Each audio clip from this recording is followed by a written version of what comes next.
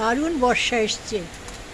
এই বর্ষায় একদম গাছগুলো যেন ধুয়ে মুছে স্নান করে আছে। কিন্তু আমার ব্যালকনিতে কিছু গাছ আছে যেগুলিতে জল বেশি জমে গেলে পচে যাওয়ার সম্ভাবনা আছে। তাই আমি অনেক দিন ধরে এই ওদের ছাতাই বলবো এটাকে, আমি রেখেছিলাম।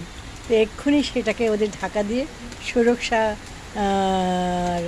ব্যবস্থা করলাম। সুরক্ষা পাওয়ার অধিকার তো আছে, ওরা তো কথা বলতে পারে না, ওরা তো জানাতে পারে না।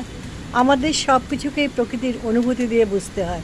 হ্যাঁ, তাই ওদের ঢাকা দিয়ে রাখলাম, ওরা নিশ্চিন্তে থাকবে, ভিজবে না। হ্যাঁ, মাঝে মাঝে খুলে দেবো যখন রোদ উঠবে। তাছাড়া ওদের এই ছাতার তলাতেই রেখে দেবো। দেখুন কী সুন্দর চারিদিকটা যেন একেবারে ঈশ্বরের পুরো সৌন্দর্য রাশি যেন ঢেলে দিয়েছে।